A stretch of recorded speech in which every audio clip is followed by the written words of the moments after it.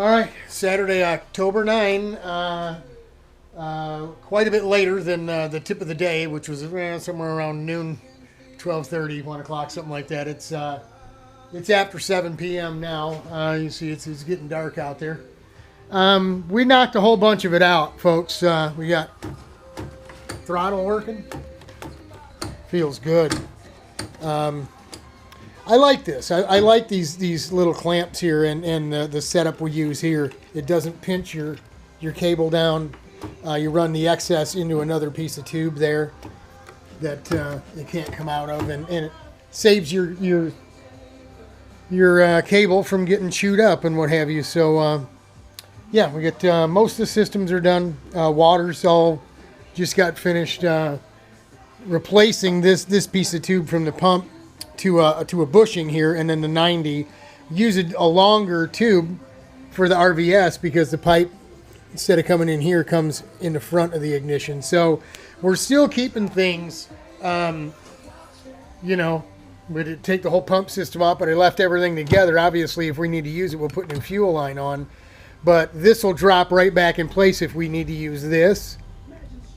Or, since I found the flange, that is the same bolt pattern as the big carb, believe it or not. Fantastic.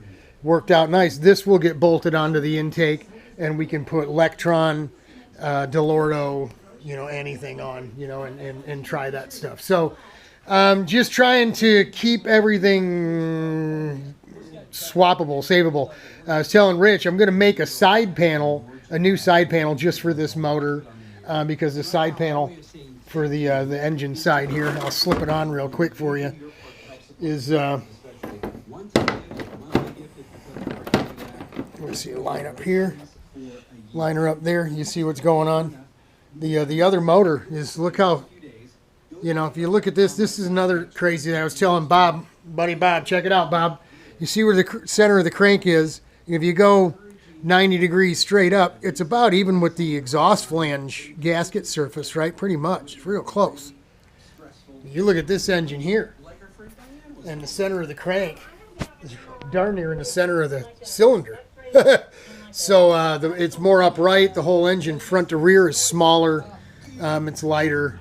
And so, we actually on this panel had this all filled in when we were running this engine a couple of years ago.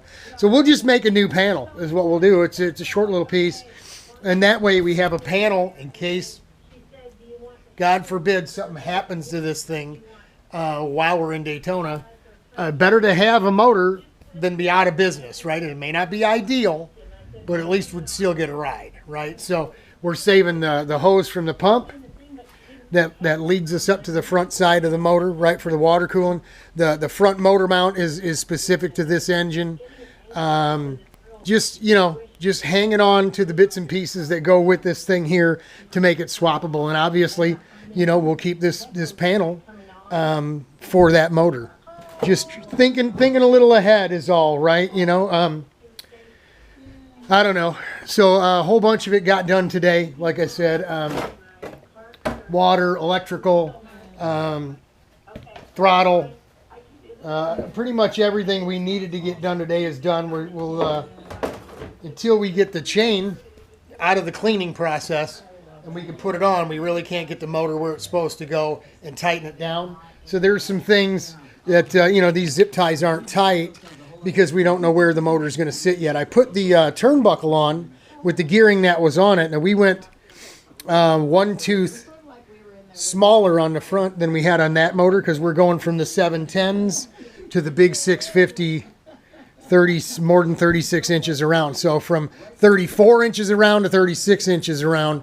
And it may not, according to our notes, 1820 was the good gearing at Grattan with the 36 inch tires. So we'll see. Maybe different with this porting and with this motor, with everything the way it's set up the way it is. So tomorrow, pretty much everything tied down, in place, what have you. Like I said, all the systems are done. So at this point, tomorrow we'll come out and we'll cut the wire off. We'll take the front end parts off, and we'll mount everything up and balance those two sets of fronts and index them like I told you.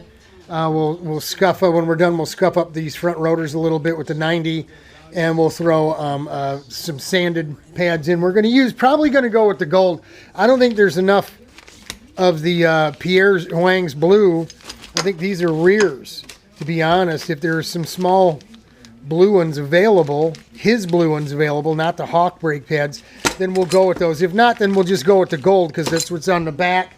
And we know, the gold's a little harder than the blue. The blue bit harder than the red being really aggressive, and it's too much. We got to get rid of that. So little experiment, figured it out, didn't like it, we're going to get rid of it. So that's what we'll do tomorrow.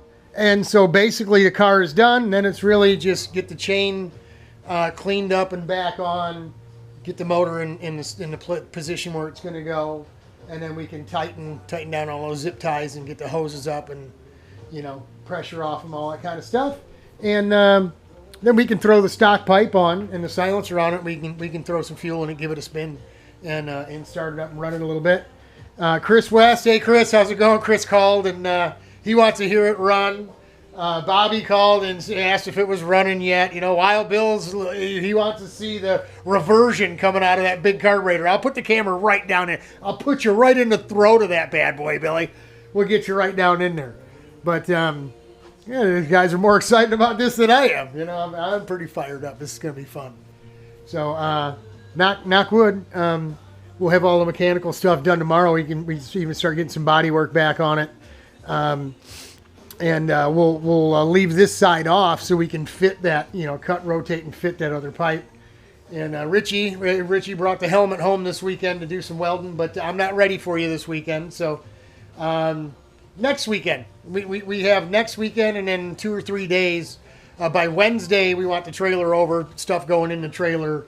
We want it over here, plugged in, all that kind of stuff. So it isn't like we got right up until the time to leave on Friday afternoon to mess around with this thing. There's, like I was telling Chuck this afternoon, Chuck, there's a bit of a circus that has to take place before all this, before you can just get in and put it in drive and go. So that circus takes up a matter of 2 or 3 days. So hang in there, y'all. We're knocking stuff off the list. It's starting to come together.